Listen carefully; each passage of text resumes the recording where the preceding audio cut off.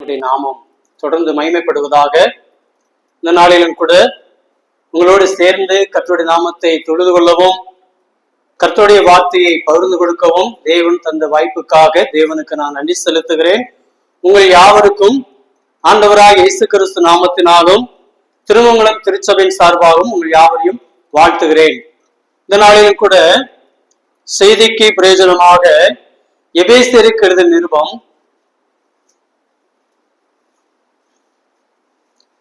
எபேசியருக்கு நிருபம் 5வது அதிகாரம் வசனம் 15, 16 வசனங்களை வாசிக்கலாம்.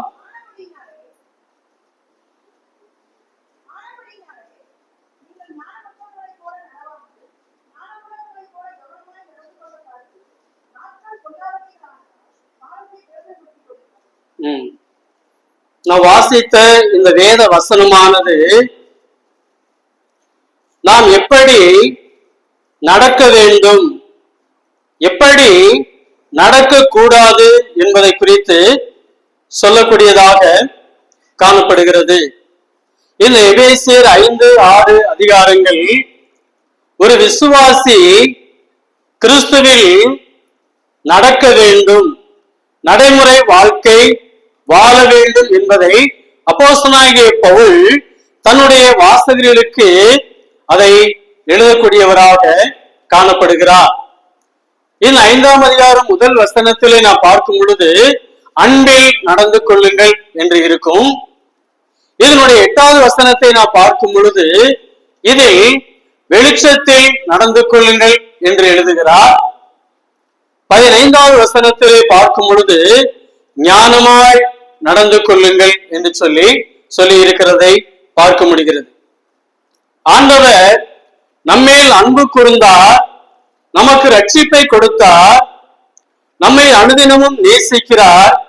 ஆனால் நாம் அனுதினமும் அவரோடு கூட நடக்க வேண்டும் என்று நம்முடைய ஆண்டவரும் விரும்பக்கூடியவராக இருக்கிறார்.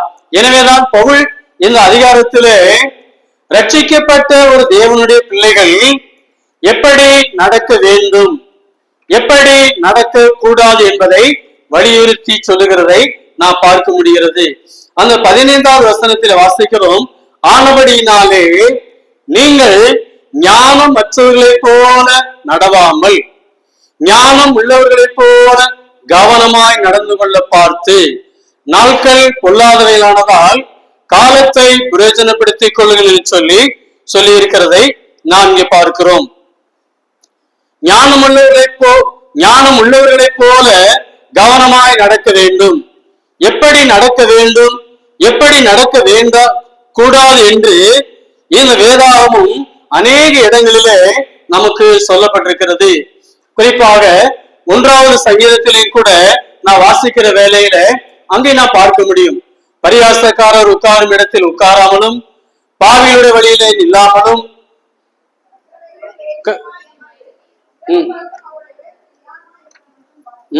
நாம் எப்படி நடக்க வேண்டும், எப்படி நடக்க கூடாது, எதை செய்ய வேண்டும், எதை செய்யக்கூடாது என்று நாம் அந்த 1ஆம் சங்கீதத்திலையும் கூட நாம் தெளிவாக பார்க்க முடியும். இந்த பகுதியிலையும் கூட ஞானமற்றவர்களைப் போல நாம் நடக்கக்கூடாது. ரட்சிக்கப்பட்ட ஒரு தேவனுடைய பிள்ளை, ஆண்டவரை பின்பற்றக்கூடிய ஒரு சீசன் எப்படி நடக்கக்கூடாது, ஞானம் அற்றவர்களைப் போல நடக்கக்கூடாது. எப்படி நடக்காது, எப்படி நடக்க வேண்டும், யார் எப்படி நடப்பார்கள் என்ற கேள்விக்கு இங்கே பதில் இருக்கிறது. அப்படியானால் யார் ஞானம் அற்றவர்கள்? ஞானம் மற்றவர்களைப் போல நடக்கக்கூடாது. அப்படியானால் யார் ஞானம் அற்றவர்கள்? நம்ம சொல்லுவோம் அவிசுவாசிகள், ஆண்டவரை அறியாதவர்கள் ஞானமற்றவர்கள். எழுத்தின்படி பார்த்தால் மதியீனமானவர்கள் அல்லது முட்டாள்கள் ஞானமற்றவர்கள். இப்ப அவிசுவாசிகள், மதியீனமானவர்கள் எல்லாருமே ஞானமற்றவர்களா என்று நாம் சிந்திக்கிற வேளையில அவிசுவாசிகளும் சில நேரங்களில நம்மை விட எல்லாவற்றிலையும் மிக ஞானமாக கவனமாக இருக்கிறார்கள். படிப்பு, வேலை, அந்தஸ்து, பணம் சேகரித்தல், இது எல்லாவற்றிலையுமே அவிசுவாசியில் கூட எப்படி காணப்படுகிறார்கள்? மதியினராய் காணப்படாமல் ஞானமுள்ளவர்களை போல காணப்படுகிறார்கள். ஆனால் வேதம் என்ன சொல்லுகிறது என்று பார்க்கிற வேளையிலே அவர்கள் மதியினர்களே, அவர்கள் ஞானம் அற்றவர்களே. வேதாகமும் எதை ஞானம் என்று சொல்லுகிறது? நீதிமொழிகள் 1 நீதிமொழிகள் 7வது வசனம்.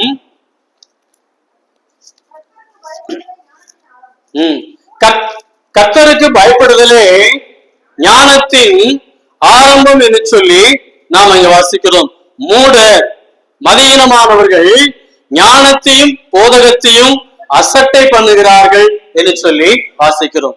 இப்ப இதிலிருந்து பார்க்கும் பொழுது போதனையை அசட்டை பண்ணுகிறவர்கள் மூடர்கள், தேவனுக்கு பயப்படக்கூடியவர்கள் ஞானவான்கள் என்று சொல்லி நான் வாசிக்கிறோம். கர்த்தருக்கு பயப்படுதலே ஞானத்தின் ஆரம்பம். அது இல்லாதவர்கள், கர்த்தருக்கு பயப்படக்கூடிய பயம் இல்லாதவர்கள் ஞானம் இல்லாதவர்கள், ஞானம் அற்றவர்கள் என்று சொல்லி வாசிக்கிறோம். 1 கொரிந்தியர் 1:31 வாசிக்கிறோம். 1 கொரிந்தியர் 1:31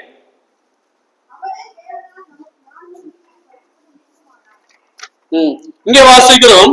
கிறிஸ்துவே ஞானம், கிறிஸ்துவே மீட்பு, கிறிஸ்துவே பரிசுத்தம் என்று சொல்லி வாசிக்கிறோம். கிறிஸ்துவே ஞானம், கிறிஸ்து இல்லாதவர்கள் ஞானம் அற்றவர்கள் என்று சொல்லி நாம் இங்க வாசிக்கிறோம். ஆனால் இந்த ஞானம் அற்றவர்கள் கூட சில நேரங்களிலே ஞானம் உள்ளவர்களாக காணப்படுகிறார்கள். பிறகு ஏன் அவர்களை ஞானம் அற்றவர்கள் என்று சொல்லி சொல்லுகிறோம்? நம்மை விட நன்றாக படித்திருக்கிறார்கள், நல்ல வேலையில் இருக்கிறார்கள், நல்ல பணம் சம்பாதிக்கிறார்கள், சமுதாயத்திலே நல்ல பெயர் உள்ளவர்களா இருக்கிறார்கள். யார்? கர்த்தருக்கு பயப்படாதவர்கள், கிறிஸ்து இல்லாதவர்கள் இப்படி காணப்படுகிறார்கள். அப்படியானால் எப்படி அவர்களை ஞானம் அற்றவர்கள் என்று சொல்லி நாம் சொல்லுகிறோம் என்று சொன்னால், ஞானம் அற்றவர்கள் என்று சொன்னால் தன்னுடைய எதிர்காலத்தை குறித்து, தன்னுடைய நித்திய வாழ்க்கையை குறித்து, தன்னுடைய நித்திய ஜீவனை குறித்து எந்த விதமான அக்கறை இல்லாதவர்கள், கரிசனையற்றவர்கள், அதை குறித்து எந்த விதமான சிந்தனை இல்லாதவர்கள் ஞானமற்றவர்கள். இந்த உலகத்திலே படிப்பு, பணம், வேலை, நல்ல அந்தஸ்து, சில நேரங்களிலே புத்தியாய் கூட நடந்து கொள்வார்கள். ஆனால் நித்தியத்தை குறித்து அக்கறை இல்லாதவர்கள், நித்தியத்தை இழக்கக்கூடியவர்கள், நித்தியத்தை ஆதாயப்படுத்தாதவர்கள் ஞானம் அற்றவர்கள். எனவேதான் அஞ்ஞானிகளை ஞானம் அற்றவர்கள் என்று சொல்லி வேதாகமம் அவர்களை மூடர் என்று சொல்லி கூட அழைக்கக்கூடியதா இருக்கிறது. எனவே அந்த ஞானம் மற்றவர்கள் நடப்பதை போல நாம் நடக்கக்கூடாது. இந்த ஞானம் மற்றவர்களுக்கு நித்திய ஜீவனை குறித்து எந்த விதமான நம்பிக்கை அவர்களுக்கு இல்லை. இன்றைக்கு இருக்கிறோம், நாளைக்கு இருக்கிறோம், இந்த பூமியிலே நாம் நன்றாக வாழ்கிறோம், அதோடு கூட அவர்கள் வாழ்க்கையானது முடியக்கூடியதா இருக்கிறது. எனவேதான் அவர்கள் ஞானம் அற்றவர்கள், நித்தியத்தை குறித்து சிந்திக்கவில்லை. தன்னுடைய உயிர் இந்த உடலை விட்டு பிரிகிற வேலையில அது எங்கே போகுதுன்னு சொல்லி அநேக படித்தவர்கள், அநேக பணம் சம்பாதிக்கக்கூடிய மனிதத்தில கேட்பவன் சொன்னால் அவர்களுக்கு அதை குறித்த எந்த ஒரு வெளிச்சமும் இல்லாமல் இருக்கிறார்கள். எனவேதான் அவர்களை பார்த்து வேதம் சொல்லுகிறது, பவுல் சொல்லுகிறார், ஞானம் அற்றவர்கள். அந்த ஞானமற்றவருடைய வழிகளை, அந்த ஞானமற்றவருடைய பாதைகளை தெரிந்தெடுத்து அந்த ஞானம் அற்றவருடைய வழிகளிலே அந்த ஞானம் மற்றவருடைய பாதைகளிலே ஒரு ரட்சிக்கப்பட்ட தேவனுடைய பிள்ளைகள் நடக்கக்கூடாது, வாழக்கூடாது என்பதைத்தான் இங்கே ஆனபடினாலே நீங்கள் ஞானம் மற்றவர்களை போல நடவாமல் என்ற பதத்தை அப்போஸ்தலனாகிய பவுல் எபேசு சபை விசுவாசிகளுக்கும் இதை வாசிக்கக்கூடிய எங்கும் இருக்கிற கர்த்தருடைய பிள்ளைகளுக்கும் அதை எழுதுகிறார். நீங்கள் ஞானம் மற்றவர்களை போல நடவாமல். நீங்களும் நாம் ஒரு காலத்திலே இந்த ஞானம் மற்றவர்களை போலவே வாழ்ந்தோம், இருந்தோம், நடந்தோம். இந்த உலகமே நமக்கு முடிவு, இந்த உலகம்தான் வாழ்க்கை என்று சொல்லி வாழ்ந்து கொண்டிருந்தோம். ரட்சிப்பை குறித்தும் நித்தியத்தை குறித்தும் கரிசனை இல்லாதவர்களாக வாழ்ந்து கொண்டிருந்தோம். ஆனால் ஆண்டவராய் இயேசு கிறிஸ்து நமக்கு ரட்சிப்பை கொடுத்ததினாலே, ஆண்டவராய் இயேசு கிறிஸ்து நம்மை ரட்சித்ததினாலே, ஆண்டவராய் இயேசு கிறிஸ்து இந்த வேத புத்தகமும் நமக்கு ஒரு மகிமையான எதிர்காலம், நித்திய வாழ்வு, நித்திய ஜீவன் இருக்கிறது என்பதை வெளிப்படுத்தியதினாலே இன்னைக்கு நீங்களும் நானும் கிறிஸ்துவுக்குள்ளாக ஞானம் உள்ளவர்களாக, கிறிஸ்துவே நீதியாக, கிறிஸ்துவே நம்முடைய மீட்பராக இன்றைக்கு நீங்களும் நானும் வாழ்ந்து கொண்டிருக்கிறோம். அப்படி வாழ்ந்து கொண்டிருக்கிற நாம் மீண்டும் அந்த ஞானமற்றவருடைய வாழ்க்கையை, ஞானமற்றவருடைய பாதைக்கு திரும்ப கூடாது, திரும்பி பார்க்க கூடாது, அவைகளிலே நடக்க கூடாது என்பதைத்தான் இங்கே பவுல் சொல்லக்கூடியவரா இருக்கிறார். நடப்பது என்பது ஒரு காரியத்தை நோக்கி செல்லுவது, ஒரு இலக்கை நோக்கி போவது, நடப்பது. இந்த நடப்பது என்ற இந்த சொல்லானது நித்தியத்தை நோக்கி பயணிக்காததை கூட எடுத்துக்கொள்ள முடியும். அதுதான் ஞானம் மற்றவர்களை போல நடவாமல். அவங்க மாறி மாறி நடப்பாங்க, லக்கு இல்லாமல் நடப்பாங்க, எந்த விதமான லக்கை நோக்கி முன்னேறாத நடக்கைதான் இந்த ஞானம் மற்றவருடைய நடக்கை. அந்த நடக்கையிலே நாம் நடக்கக்கூடாது. ரட்சிக்கப்பட்ட உங்களுக்கும் எனக்கும், ரட்சிக்கப்பட்ட ஒவ்வொரு தேவனுடைய பிள்ளைகளுக்கும் ஒரு இலக்கு இருக்கிறது. அந்த லக்கு பரலோகமாக, பரலோகமே. போல் சொல்லுகிறார். பிலிப்பியர் 3வது அதிகாரம் 14வது வசனத்திலே வாசிக்கிறோம்.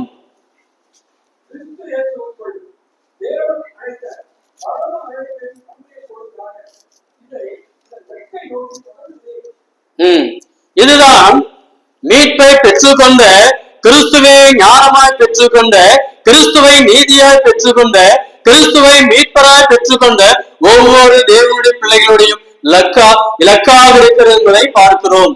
போல் சொல்லுகிறார், தேவன் அழைத்த பரந்த அழைப்பின் பந்தய பொருளுக்காக உங்களுடைய என்னுடைய இலக்கு, உங்களுடைய என்னுடைய பயணம் வீணல்ல, அது பந்தயத்தை நோக்கி ஓடக்கூடிய ஒரு ஓட்டம்.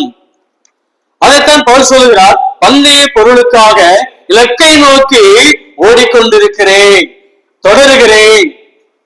இதை எப்ப சொல்றாரு தெரியுங்களா? அதான் ஆச்சரியமா இருந்துச்சு எனக்கு. கிறிஸ்தவ வாழ்க்கையினுடைய ஆரம்பத்துல சொல்லல பவுல் அப்போஸ்தலன், ரட்சிக்கப்பட்ட உடனே சொல்லல. சிலர் எல்லாம் பார்த்தா ரட்சிக்கப்பட்ட உடனே அவருடைய பாடலுடைய உற்சாகம், துதியினுடைய உற்சாகம், சபை கூடங்கள், வேதாராய்ச்சி மற்ற ஊழிய காரியங்களிலே பங்கெடுக்கக்கூடிய அந்த வேகம் பார்க்கிறவர்களுக்கு ஒரு ஆச்சரியத்தை கொடுக்கும். ஆரம்ப கால விசுவாசம், ஆரம்ப கால உற்சாகம். ஆனால் சில காலங்கள் செல்லும் பொழுது அந்த விசுவாசினிடத்திலே அதே உற்சாகம், அதே உத்வேகம் இருக்கிறதா என்பதை அநேகருடைய வாழ்க்கையில பார்க்க முடியாது. இஸ்ரவேல் மக்கள் எகிப்திலிருந்து புறப்படும் பொழுது ஆடலோடும் பாடலோடும் கர்த்தரை துதிக்கிற துதியோடும் அவர்கள் புறப்பட்டார்கள். நாட்கள் செல்ல செல்ல செல்ல அவருடைய துதியின் சத்தமும் விசுவாசமும் அங்கே குறைந்து போனது என்று சொல்லி நாம் பார்க்க முடியும்.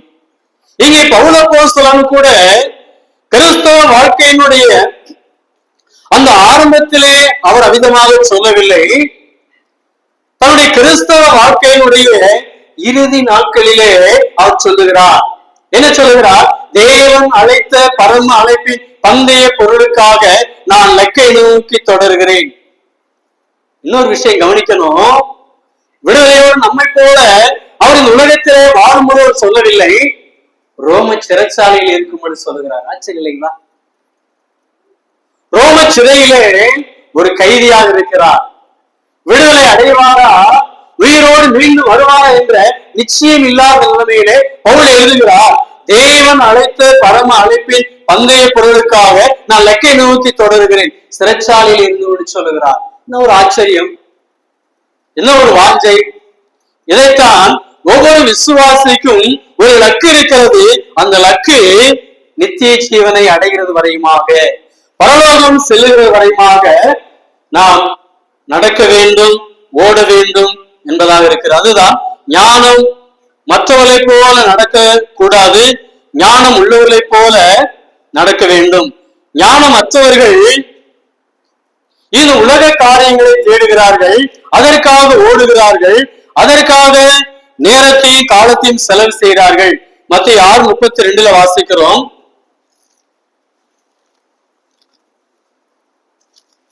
மத்தேயு சுவிசேஷம் 6:32.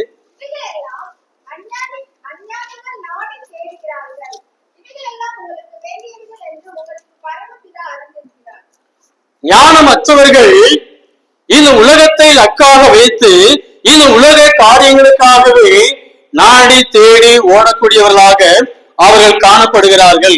இது ஞானமற்றவர்களுடைய வாழ்க்கை. ஆனால் நம்முடைய லக்கு நித்திய ஜீவனை பெறுவதும், நம்முடைய லக்கு நாம் ஒரு பந்தய பொருளை பெற்றுக் கொள்வதுமாக இருக்க வேண்டும் என்று சொல்லி நாம் பார்க்கிறோம்.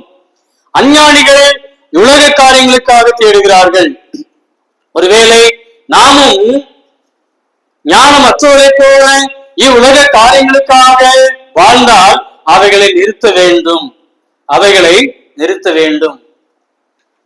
உலக காரியங்களுக்கு கொடுக்கிற கரிசனை, உலக காரியங்களுக்கு நாம் எடுத்துக்கொள்ளக்கூடிய அக்கறை ஆவிக்குரிய காரியங்களில எடுக்கிறதில்லை. ஆவிக்குரிய காரியங்களுக்கு நாம் எடுக்காத இருக்கிற அக்கறையின்மையை உலக காரியங்களில் செலுத்தினால் என்னவாகும்? ஆவிக்குரிய காரியங்களுக்கு நாம் எவ்வளவாக அக்கறை எடுக்கிறோம் அல்லது கரிசனை எடுக்கிறோம்? உலக காரியங்களுக்கு நாம் எவ்வளவாக அக்கறை கரிசனை எடுக்கிறோம்? இந்த நிர்விசாரத்தை, ஆவிக்குரிய காரியங்களை காண்பிக்கக்கூடிய நிர்விசாரத்தை உலக காரியங்களை காண்பிப்போமானால், உலக வேலைகளை காண்பிப்போமானால், இல்லைங்களா? கேள்வி. எனவேதான் நாம் ஞானம் அற்றவர்களை போல நடக்க கூடாது. அப்படி ஞானம் அற்றவர்களை போல நாம் நடக்கக்கூடியவர்களா இருந்தால் அவைகள் உடனே நிறுத்த வேண்டும். அதைத்தான் பவுல் சொல்லுகிறார், நீங்கள் ஞானம் அற்றவர்களை போல நடவாமல் ஞானம் உள்ளவர்களை போல கவனமாய் நடந்து கொள்ள பார்த்து நம்முடைய நடக்கையை, நம்முடைய கிறிஸ்தவ வாழ்க்கையை, நம்முடைய கிறிஸ்தவ ஓட்டத்தை நாம் கவனிக்க வேண்டும். கவனிக்க வேண்டும். நான் எப்படி ஓடிக்கொண்டிருக்கிறேன்? என் தேவன் அழைத்த அழைப்பிலே நான் எப்படி நடந்து கொண்டிருக்கிறேன் அல்லது எப்படி ஓடிக்கொண்டிருக்கிறேன் என்பதை நாம் கவனித்து ஓட வேண்டியது அவசியமாயிருக்கிறது. பிரியமானவர்களே, நீங்களும் நானும் வாழக்கூடிய இந்த உலகம் இருள் நிறைந்த ஒரு உலகம். நீங்களும் நானும் வாழக்கூடிய, நம்மை சுற்றிலும் இருக்கக்கூடிய மனிதர்கள் பொல்லாத எண்ணம் உள்ளவர்கள். இந்த உலகத்தை ஆளுகை செய்யக்கூடிய அதிபதியும் அவன் பொல்லாங்கை விதைக்கக்கூடியவனாகவும் இருக்கிறார். எனவேதான் இங்கே பவுல் அப்போஸ்தலன் கவனம் என்ற ஒரு வார்த்தையை அவர் பயன்படுத்தி இருக்கிறார். ரட்சிக்கப்பட்ட நாளிலிருந்து இந்த நாள் வரையுமாக என்னுடைய நிச்சயத்தை குறித்த வாழ்க்கையிலே, என்னுடைய கிறிஸ்தவ வாழ்க்கையிலே, என்னுடைய உங்களுடைய ஆவிக்குரிய வாழ்க்கையிலே நான் எப்படி நடந்து கொண்டிருக்கிறேன் அல்லது எப்படி ஓடிக்கொண்டிருக்கிறேன்? நிச்சயத்தை குறித்து மறந்த ஒரு வாழ்க்கை வாழ்ந்து கொண்டிருக்கிறேனா என்பதையும் நாம் அவ்வப்பொழுது நம்மை நாமே கேள்வி கேட்க வேண்டும். பேரெல்லாம் பைபிள்ல இருக்க பேர் தான் இருக்கும், அதுல மாற்று கருத்து இல்ல. நம்முடைய வீடுகளில இருந்த வேதாகமங்கள் இருக்கும், அதுல மாற்று கருத்து இல்லை. வாரந்தோறும் மாதந்தோறும் ஒருவேளை திருச்சபைக்கு கிரமமாக செல்லக்கூடிய நபர்களாக இருக்கலாம். ஆனால் நம்முடைய நித்தியத்தை குறித்த வாழ்க்கையிலே நாம் எப்படி வாழ்ந்து கொண்டிருக்கிறோம்? கரிசனையோடா அல்லது கரிசனை இல்லாமலா? இன்னைக்கு உலக நாடுகள், உலகம் ஆண்டவராக இயேசு கிறிஸ்துவினுடைய வருகைக்கான எல்லா ஆயத்தங்களும் நடந்து கொண்டிருக்கிறது. அப்படி நடந்து கொண்டிருக்கிற இந்த நாட்களிலே ஆண்டவரை இரட்சகராய் ஏற்றுக்கொண்டிருக்கிற நீங்களும் நானும் எப்படி நடந்து கொண்டிருக்கிறோம்? கிறிஸ்துவில் ஒருவேளை மனிதனுடைய பார்வைக்கு நாம் ஒரு பிரம்மாண்ட கிறிஸ்தவ வாழ்க்கை வாழக்கூடியவர்களாக காட்சியளிக்கலாம். கிறிஸ்துவின் பார்வையிலே கிறிஸ்து நம்முடைய உள்ளந்தரியங்களை பார்க்கிறார். ஒருவேளை நான் இங்கே மிக நேர்த்தியாக உடை அணிந்து வேதாமத்தை வைத்து பேசிக் கொண்டிருக்கிற வேளையிலே உங்களுடைய கண்களுக்கு முன்பதாக நான் ஒரு பெரிய ஆவிக்குரிய மனிதனாக காட்சி அளிக்கலாம். அப்படியெல்லாம் ஒண்ணு இல்லை, நான் ஒரு சாதாரண ஒரு மனுஷன்தான். ஆனால் என்னுடைய இருதயத்தை கர்த்தர் பார்க்கிறார், உள்ளங்களை. அதே போல இங்கே அமர்ந்திருக்கக்கூடிய ஒவ்வொருவருடைய உள்ளந்தரியங்களையும் கர்த்தர் கவனித்துக் கொண்டிருக்கிறார். நாம் எப்படி அவரோடு கூட வாழ்ந்து கொண்டிருக்கிறோம் அல்லது நடந்து கொண்டிருக்கிறோம் என்பதை, ஞானம் உள்ளவர்களை போலவா அல்லது ஞானம் இல்லாதவை போலவா என்பதை கர்த்தர் கவனிக்கிறார். நாம் ஞானம் உள்ளவருடைய சிந்தை நமக்கு இருக்குமானால், நித்தியத்தை குறித்த சிந்தை நமக்கு இருக்குமானால் நாம் ஞானம் உள்ளவர்கள். நாம் கிறிஸ்துவின் ஞானம், நீதி, மீட்பை உடையவர்கள். இங்கே பவுல் சொல்லுகிறார், எடுத்து ஞானமற்றவர்களை போல நடக்கக்கூடாது. யார் ஞானமற்றவர்கள்? நித்தியத்தை குறித்து நம்பிக்கை இல்லாதவர்கள், நித்தியத்தை ஆதாயப்படுத்தாதவர்கள், நித்தியத்தை குறித்து சிந்திக்காதவர்கள், அதற்காக எந்த முயற்சியும் எடுக்காதவர்கள். ஆனால் நீங்களும் நானும் நித்திய ஜீவனை பெற்றுக் கொண்டவர்கள். அப்ப இந்த நித்திய ஜீவனை பெற்றுக் கொண்டவர்கள் என்று ஒரு தகுதி இருக்குங்க. நித்திய ஜீவனை பெற்றுக் கொண்டவர்களுக்கு என்று ஒரு தகுதி இருக்கிறது. அந்த தகுதியின்படியாக நாம் வாழ வேண்டும். அந்த தகுதியை நாம் எந்த இடத்துல செய்யக்கூடாது, விட்டுறக்கூடாது. ஒருவேளை அரசாங்கமா இருக்கலாம், அல்லது நம்முடைய மாமிச உறவுகளாக இருக்கலாம். அவைகளுக்கு மத்தியிலையும் நாம் அந்த தகுதியை இழந்து விடக்கூடாது. அல்லது வாலிப பிள்ளைகளுடைய திருமண காரியங்களாக இருக்கலாம். இவைகளிலே நான் ரட்சிக்கப்பட்டவன், நான் நித்தியத்துக்கு சொந்தக்காரன், நான் இந்த உலகத்துக்குரியவன் அல்ல என்ற அந்த தகுதியை நாம் காத்துக்கொள்ள வேண்டும். அரசாங்க வேலை, மாமிச உறவுகள் அல்லது பிள்ளைகளுடைய திருமணங்கள் என்று வருகிற வேலையில அநேக தேவனுடைய பிள்ளைகள் அந்த தகுதியில் இருந்து, அந்த ஸ்டாண்டர்டில் இருந்து விழுந்து விடுகிறார்கள்.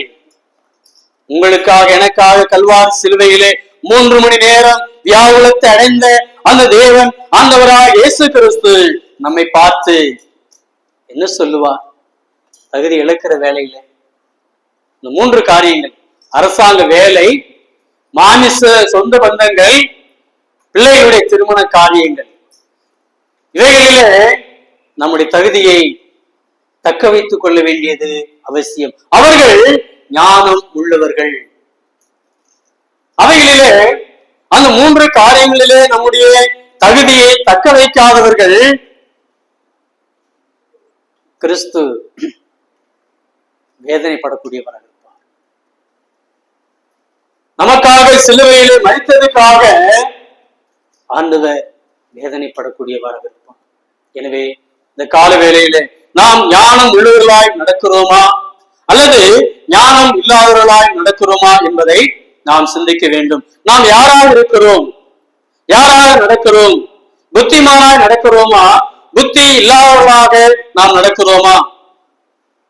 2 யோவான்ல வாசிக்கிறோம், தேவகுமாரன் வந்து நமக்கு புத்தி என்ன செய்திருக்கிறாராம்? தந்திருக்கிறார். எனவே நாம் புத்தியுள்ளவர்களாக, ஞானம் உள்ளவர்களாக, கவனம் உள்ளவர்களாக நாம் வாழ வேண்டியது அவசியமாயிருக்கிறது. ஒருவேளை நாம் தேவ ஞானத்திலே, தேவனுக்கு அடுத்த காரியங்களிலே, ஆவிக்குரிய காரியங்களிலே நாம் அதிகமாக கரிசனை எடுத்து நாம் வாழும் பொழுது இந்த உலகம் நம்மை பார்த்து பிழைக்க தெரியாதவர்கள் அல்லது பைத்தியக்காரர்கள் என்று இந்த உலகம் சொல்லும், உலக மனிதர்கள் சொல்லுவார்கள். அதை குறித்து நமக்கு கவலை இல்லை, அதை குறித்து நாம் சிந்திக்க வேண்டிய அவசியம் இல்லை. ஆனால் இந்த வேதாகமும் நம்மை பார்த்து என்ன சொல்லுகிறது என்பதே மிக அவசியமாயிருக்கிறது.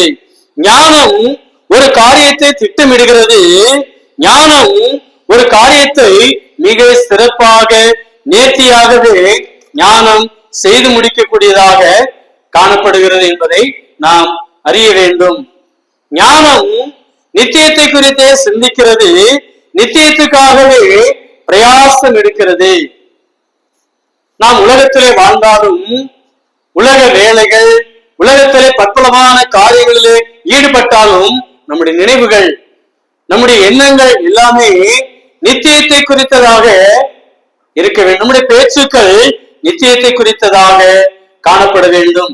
அதற்காக நாம் எந்த அளவுக்கு பயிற்சி அல்லது பிரயாசம் எடுக்கிறோமோ அந்த அளவுக்கு நாம் ஞானம் உள்ளவர்களாக காணப்பட முடியும்.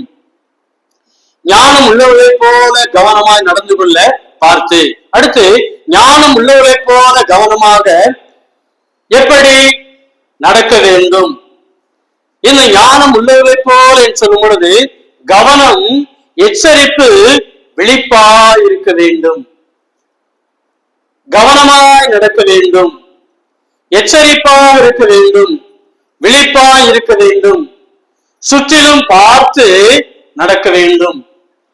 நம்மை சுற்றிலும் என்ன நடந்து கொண்டிருக்கிறது? ஆவிக்குரிய உலகத்திலே என்ன நடந்து கொண்டிருக்கிறது? இந்த மாமிச உலகத்திலே என்ன நடந்து கொண்டிருக்கிறது? நாம் வேலை செய்யக்கூடிய, நாம் வாழக்கூடிய இடங்களிலே என்ன நடந்து கொண்டிருக்கின்றதை சுற்றிலும் இருக்கிற காரியங்களையும் நாம் கவனித்து நிதானமாக படிப்படியாக நாம் கவனம் உள்ளவர்களாக நடக்க வேண்டும். ஞானி எதற்கு முக்கியத்துவம் கொடுப்பார்கள்? ஞானி எதற்கு முக்கியத்துவம் கொடுப்பான்? ஞானி ஞானத்திற்கே முக்கியத்துவம் கொடுப்பான். ஞானம் ஞானத்திற்கே முக்கியத்துவம் கொடுக்கும். எது ஞானம்? கிறிஸ்துவே ஞானம், கிறிஸ்துதான் ஞானம். இப்ப அந்த ஞானத்தை பெற்றுக்கொண்ட நாம் அந்த ஞானத்திற்கு முக்கியத்துவம் கொடுத்து, அந்த ஞானம் நமக்கு கற்றுக் கொடுக்கிற, அந்த ஞானம் நமக்கு வகுத்து கொடுத்திருக்கிற பாடங்களிலே நாம் நடக்க வேண்டும்.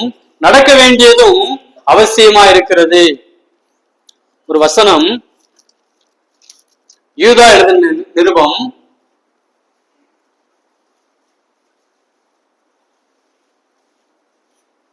3வது வசனம்.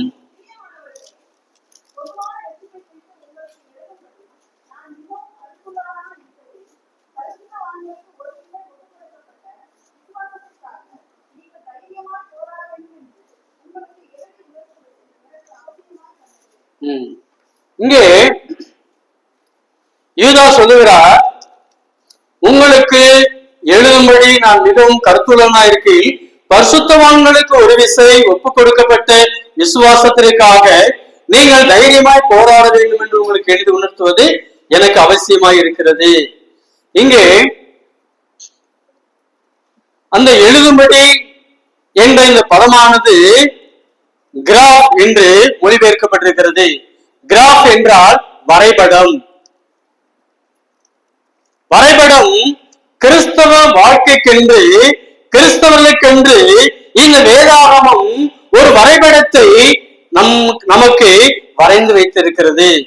அந்த வரைபடத்தை பார்த்து அந்த வரைபடத்துக்குள்ளாகவே வாழ வேண்டியது அவசியமாய் இருக்கிறது ரட்சிக்கப்பட்ட பரிசுத்தவான்களுக்கு.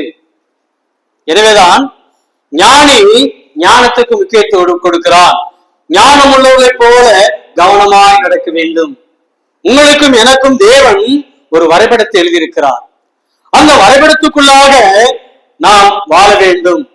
சொல்லுவாங்க, எப்படி வேண்டுமானாலும் வாழலாம் என்பது வாழ்க்கை அல்ல, இப்படித்தான் வாழ வேண்டும் என்பதுதான் வாழ்க்கை. கிறிஸ்தவ வாழ்க்கையிலும் எப்படி வேண்டுமானாலும் வாழ்ந்து கொள்ளலாம் என்பதல்ல, இப்படித்தான் வாழ வேண்டும். இது பரிசுத்தவான்களுக்கு ஒப்புக் கொடுக்கப்பட்டிருக்கிறது. எனவே ஞானம் உள்ளவர்களைப் போல, ஞானம் மற்றவர்களைப் போல அல்ல, ஞானம் உள்ளவர்களைப் போல கவனம், எச்சரிப்பு, விழிப்பாக நாம் வாழ வேண்டியது அவசியம். அந்த வரைபடத்துக்குள்ளாக நின்று அந்த வரைபடத்தை பார்த்து வாழுங்கள், கவனமாய் வாழுங்கள், எச்சரிப்பாய் வாழுங்கள், விழிப்பாய் வாழுங்கள் என்பதுதான் இங்கே ஞானமுள்ளவரை போல கவனமாய் நடந்து கொள்ள பார்த்து. கவனம், எச்சரிப்பு.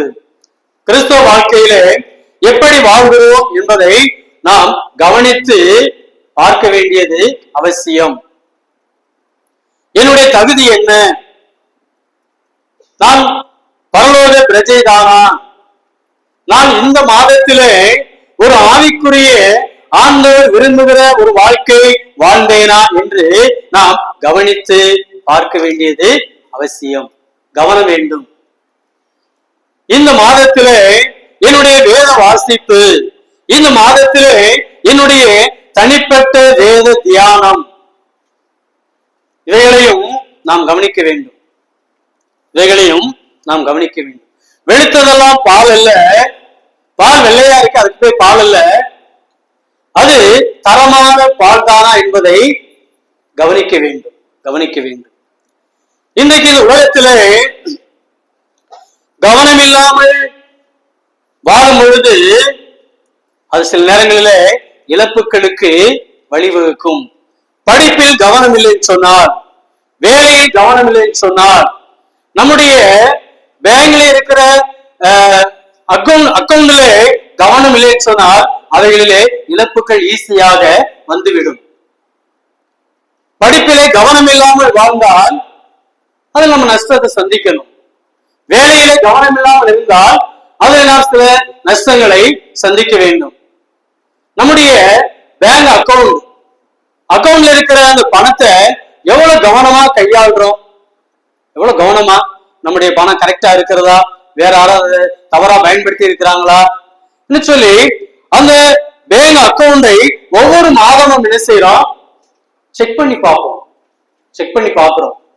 ஆனால் ஆவிக்குரிய நம்முடைய வாழ்க்கையை, நம்முடைய ஜெப வாழ்க்கையை, நம்முடைய வேத தியான வாழ்க்கையை, நமக்கும் ஆண்டவருக்குள்ள இருக்கிற அந்த உறவை, அதைத்தான் நீங்க பவுல் சொல்லுகிறார், கவனம், எச்சரிப்பு, கவனம், விழிப்பு என்பதை இந்த பதத்தை என்ன செய்திருக்கிறார், பயன்படுத்தி இருக்கிறதை பார்க்க முடிகிறது. எனவே நம்முடைய வாழ்க்கை வேத வசனத்தோடு ஒத்து போகிறதா என்பதை நாம் கவனித்து பார்க்க வேண்டும். கவனித்து பார்த்து ஞானம் உள்ளவர்களை போல நாம் என்ன செய்ய வேண்டும், கவனமாய் நடக்க வேண்டும். அடுத்து எச்சரிக்கை. ஒரு கையில நடக்கிற குழந்தை எவ்வளவு எச்சரிக்கையாக நடக்கும், அல்லது ஒரு உயரமான ஒரு பாவத்தில் நடக்கும் பொழுது எவ்வளவு எச்சரிக்கையாக நாம் நடப்போம், கைப்பிடி இல்லாத சுவரில் நடக்கும் பொழுது எவ்வளவு எச்சரிக்கையாக இருப்போம். அதே போல கிறிஸ்தவ வாழ்க்கையிலே நாம் எச்சரிக்கையாக இருக்க வேண்டியது அவசியம், கவனமாய் இருக்க வேண்டியது அவசியம். அது ஞானம் உள்ளவருடைய நடக்கை. அடுத்து எச்சரிப்பாய் நடக்க வேண்டியது அவசியம். இது உலகம் ஆபத்துக்கள் நிறைந்த ஒரு உலகம். ஆபத்து நிறைந்த இந்த உலகத்திலே ஒரு பரலோக பிரஜை என்ன இடத்தில் விடுவாள் என்று சொல்லி யாரால் எது செய்ய முடியாது, சொல்ல முடியாது. நிற்கிறேன் என்று சொல்லுகிறவன் விழாதபடிக்கு எச்சரிக்கையா இருக்க வேண்டும். அதைத்தான் கவனமாக இருக்க வேண்டும். ஆவிக்குரிய வாழ்க்கையை சுய பரிசோதனை செய்து பார்க்க வேண்டியது அவசியம். அதைத்தான் ஞானம் உள்ளவர்களை போல நடந்து கொள்ளுங்கள், கவனமாக நடந்து கொள்ளுங்கள், எச்சரிக்கையாக நடந்து கொள்ளுங்கள், பரலோக குடிமக்களாக நடந்து கொள்ளுங்கள் என்று சொல்லி நாம் இங்க வாசிக்கிறோம். கவனம் இல்லாமல் வாழும் என்று சொன்னால் விழுந்து விடுவோம், அல்லது நம்மை விழ வைப்பதற்கு சத்துருவானவன் அவன் கவனமாக இருக்கிறான். இந்த சகோதரனை, இந்த சகோதரிய, இந்த வாழ்வு பிள்ளைய, இந்த வாழ்வு பையங்களை, இந்த குடும்பத்தை எதை கொண்டு எரிஞ்சா விழுவாங்கன்னு சொல்லி அவன் ஏதேன் தோட்டத்துல இருந்து அனுபவசாலி. நீங்களும் நானும் பிறந்ததுல இருந்து அனுபவசாலி. நம்முடைய சத்துரு ஏதேன் தோட்டத்தை அனுபவசாலி. எனவேதான் கவனமாய் நடந்து கொள்கின்ற இந்த எச்சரிப்பை, இந்த விழிப்புணர்வை, இந்த விழிப்பை பவுல் இங்கே சொல்லுகிறார். ஞானமற்றவரை போல விழுந்து விடக்கூடாது, ஞானம் உள்ளவர்களை போல கவனமாய் நடந்து கொள்ள பார்த்து என்று சொல்லி நாம் இங்க வாசிக்கிறோம். நிற்கிறேன் என்று சொல்லுகிறவன் விழாதபடிக்கு நமக்கு கிடைக்கப்பட்ட இந்த வாழ்நாட்களை நாம் விழிப்பா இருந்து செலவு செய்ய வேண்டும். அதைத்தான் 16வது வசனத்தில் வாசிக்கிறோம்.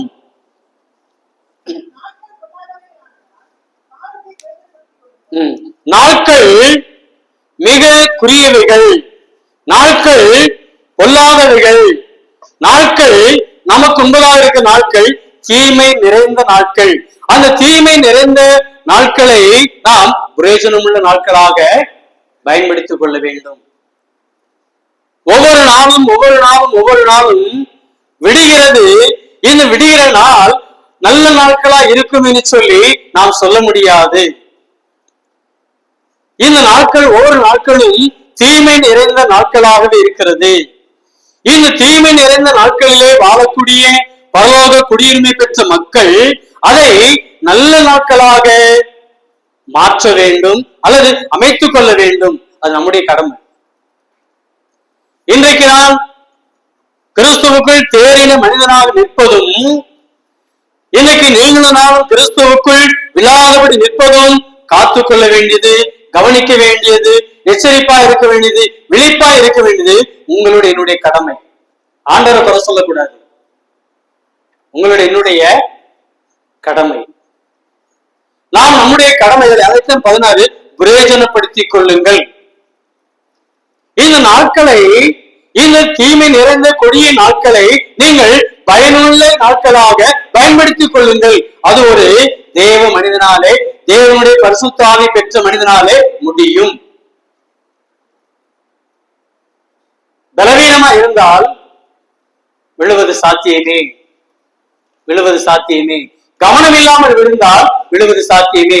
கைப்பிடிலா சுவர்ல கவனம் இல்லாமல் நடந்தால் விழுவது சாத்தியம். கிறிஸ்தவ வாழ்க்கையிலே கவனம் இல்லாமல் இருந்தால் விழுவது சாத்தியமே. எனவேதான் நாம் நாட்களை பிரயோஜனப்படுத்த வேண்டும். உலகம் போற போக்கிலே போகிறவர்களும் ஞானமற்றவர்கள். எனவே இந்த உலகத்தின் மத்தியிலே, இந்த பொல்லாத உலக மக்கள் மத்தியிலே நாம் காலத்தை பயன்படுத்தி நித்தியத்துக்கான வெகுமதியை பெற்றுக்கொள்ள வேண்டும். நித்தியத்திலே எனக்கென்று ஒரு வெகுமதி இருக்கு. உங்கள் ஒவ்வொருவருக்கும் ஆண்டவர் ஒரு வெகுமதி வைத்திருக்கிறார். நம்முடைய பார்வை, நம்முடைய சிந்தை, நம்முடைய நோக்கம் எல்லாமே அந்த வெகுமதியை பார்த்து ஒவ்வொரு நாளும் ஓட வேண்டும். அதை மறப்போமானால், அதை பார்ப்பதை விடுவோமானால் விழுந்துருவோம். அதுதான் இந்த எபேசியர் 5ஆம் அதிகாரத்திலே பவுல் சொல்ல வேண்டிய சத்தியமாக இருக்கிறது. ஞானமற்றவர்களை போல நடவாமல் ஞானம் உள்ளவர்களை போல கவனமாய் நடந்து கொள்ள பார்த்து, காலங்கள் பொல்லாத காலங்களா இருக்கிறபடினாலே அந்த காலத்தை நீங்கள் பிரயோஜனப்படுத்திக் கொள்ளுங்கள் என்று சொல்லி சொல்லக்கூடியவரா இருக்கிறதை பார்க்கிறோம். இந்த நாட்களை, நித்தியத்தை ஆதாயப்படுத்தவில்லை சொன்னால் நாம் வெகுமதியை, நமக்கு இருக்கிற பொக்கிஷத்தை நாம் இழக்க நேரிடும். ரட்சிப்பை இழக்க மாட்டோம். சரிங்களா? நம்மளை ஆண்டவர் ரட்சித்தார்னா அதுல எந்த மாற்றமே இல்லை. ரட்சிப்பு பரலோகத்துக்கு போயிடுவோம். அதுக்கு இடப்பட்ட நாட்கள்ல இந்த உலகத்தை வாழ்வு இல்லைங்க வாழ்க்கை கிறிஸ்துவுக்காக. அந்த வாழ்க்கைக்கு ஏற்ற வெகுமதி பரிசு பரலோகத்தில் இருக்கு. அதை பெற்றுக்கொள்வதற்காகத்தான் நீங்களும் நானும் கவனமாய் ஓடணும். அந்த ஓட்டத்திலே நாம் கவனம் இல்லாமல் விழுந்து விட்டோம் சொன்னால் அந்த வெகுமதி நமக்கு பரலோகத்துல இல்லை, கிடைக்காது, இழந்துருவோம், நஷ்டப்படுத்துவோம். அதற்காகத்தான் லக்கை நோக்கி ஒரு வெகுமதி இருக்கு, அந்த வெகுமதியை பார்த்து கொண்டு ஓட வேண்டும். அந்த வெகுமதியில இருந்து நம்முடைய பார்வையை வலது இடதுபுறம் திருப்பினால் ஓட்டம் தடைபடும், ஓட்டம் தடைபடும். எனவே நம்முடைய பந்தய பொருளை நோக்கி, நித்தியத்தை நோக்கி நாட்களை பயன்படுத்தி கொண்டு அந்த வெகுமதியை பெற்றுக்கொள்ளத்தக்க நிலைமையிலே நாம் நடக்க வேண்டும், வாழ வேண்டும். நித்தியத்தினுடைய பலனை பெற வேண்டியது அவசியமாக இருக்கிறது. எனவேதான் போல் சொல்லுகிறார், நீங்கள் ஞானம் உள்ளவரை போல நடந்து கொள்ளுங்கள். அப்படியானால் ஞானம் நமக்கு எவ்வளவு அவசியம் உள்ளதாக இருக்கிறது என்பதை நீங்களும் நானும் அறிந்திருக்கிறோம். அறிந்திருக்கிற நாம் அவைகளை காத்து கொண்டு கவனமாய் ஓட வேண்டியது அவசியமா இருக்கிறது. இல்லைன்னு சொன்னால் பிசாசு மிக தீவிரமாக என்ன செய்வான்? வேலை செய்வான். அதுவும் இந்த கடைசி நாட்களிலே இன்னும் கொஞ்ச காலம்தான் உண்டு என்பதை அவன் அறிந்து இருந்து செயல்படுகிறான். இந்த கொஞ்ச காலத்திலே எத்தனை பேரை அந்த பரிசு பொருளை இழக்க வேண்டும் என்பதிலே அவன் கவனம் செலுத்தி அநேக தேவ பிள்ளைகளை அவன் இழுக்கக்கூடியவனாக, விழச் செய்யக்கூடியவனாக அவன் காணப்படுகிறான். எனவே அவனுடைய தந்திரங்கள் நமக்கு தெரியாததல்ல, அவனுடைய தந்திரங்கள் நமக்கு தெரிந்தவைகளாக அவனுடைய தந்திரங்களை நாம் அறிந்திருக்கிறோம். அறிந்திருக்கிற நாம் எப்படி ஓடுகிறோம். எனவேதான் 14 எபேசியர் 5:14 கூட ஒரு எச்சரிப்பை நாம் அங்கே பார்க்கிறோம்.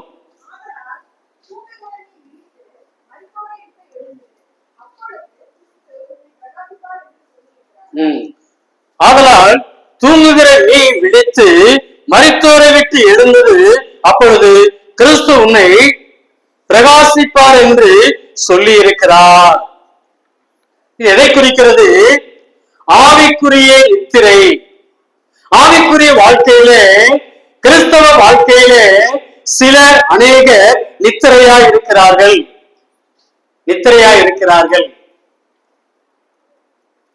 அப்படி ஆவிக்குரிய நித்திரையில் இருக்கிற மக்களை விட்டு,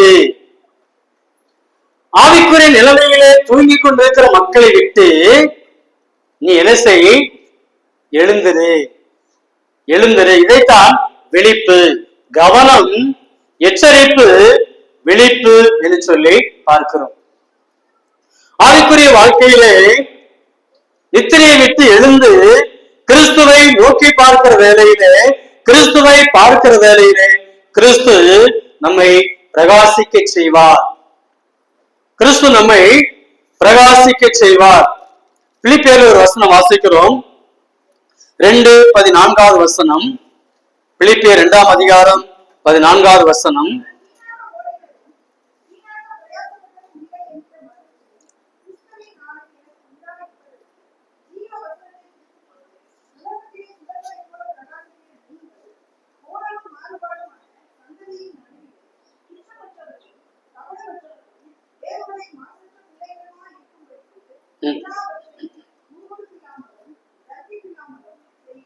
இங்கேயும் எப்படி நடக்க வேண்டும் என்று சொல்லி பவுல் சொல்லக்கூடியவரா இருக்கிறார்.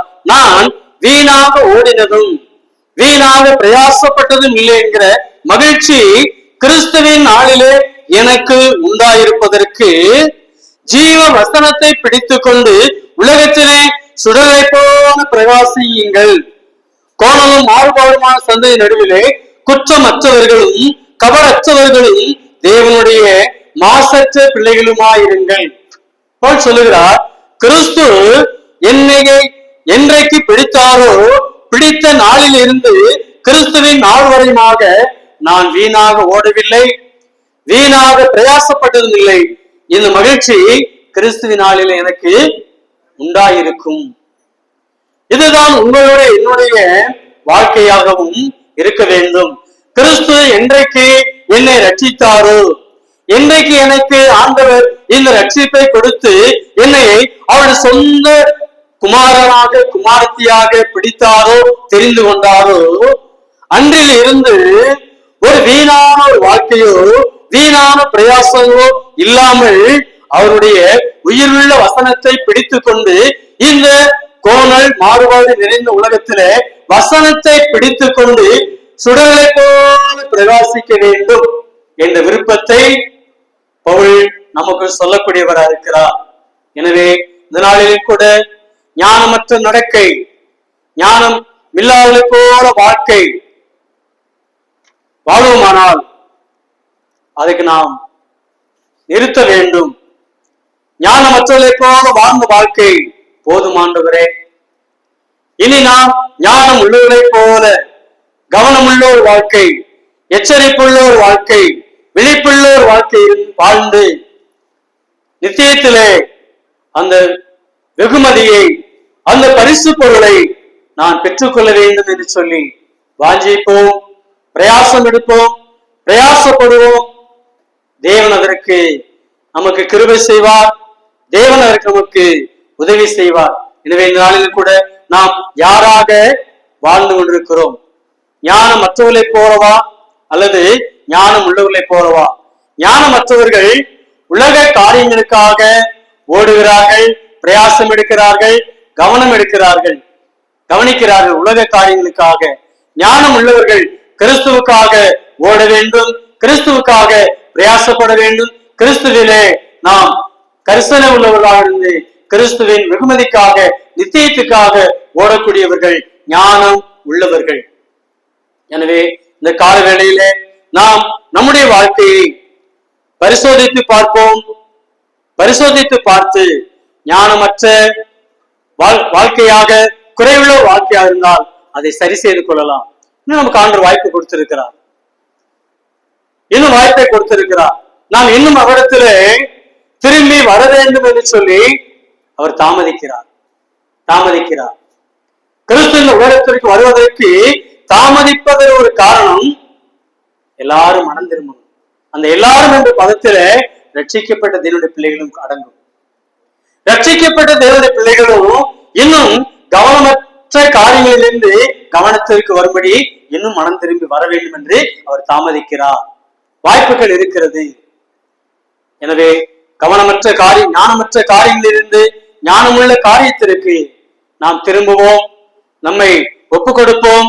நித்தியத்தில் நமக்கு ஒரு பலன் இருக்கு, அந்த பலனை பெற்றுக்கொள்ளுவோம். அந்த பலனை நஷ்டப்படுத்தாமல் ஞானமற்றவர்களை போல வாழாமல் ஞானம் உள்ளவர்களை போல வாழ்ந்து கவனமாக, எச்சரிக்கையாக, விழிப்புள்ளவராக வாழ்ந்து மருத்துவ ஆவிக்குரிய நித்தரிலிருந்து எழுந்து வசனத்தை பிடித்துக் கொண்டு சுடர்களை போல இந்த உலகத்திலே பிரகாசித்து கிறிஸ்துவுக்காக கடி கொடுப்போம், கிறிஸ்துவுக்காக வாழுவோம். கிறிஸ்துவின் நாமம் நம் மூலமாக, நம்முடைய திருச்சபையின் மூலமாக, நம்முடைய குடும்பங்களின் மூலமாக சதா காலங்களிலும் மகிமைப்படட்டும். மகிமைப்பட கர்த்தர் நமக்கு உதவி செய்வாராக. அவருடைய நாமம் இன்றும் என்றும் சதா காலங்களிலும் மகிமைப்படுவதாக. ஆமென். எனக்கு இந்த வாய்ப்பை கொடுத்த பொறுப்புள்ள சகோதரர்களுக்கும் பரிசுத்தவான்கள் யாவருக்கும் இயேசு கிறிஸ்து நாமத்தினாலே உங்களுடைய நன்றியை தெரிவித்துக் கொள்கிறேன். கர்த்தர் நம் ஒருவரையும் உங்களையும் ஆசீர்வதிப்பாராக. ஆமென்.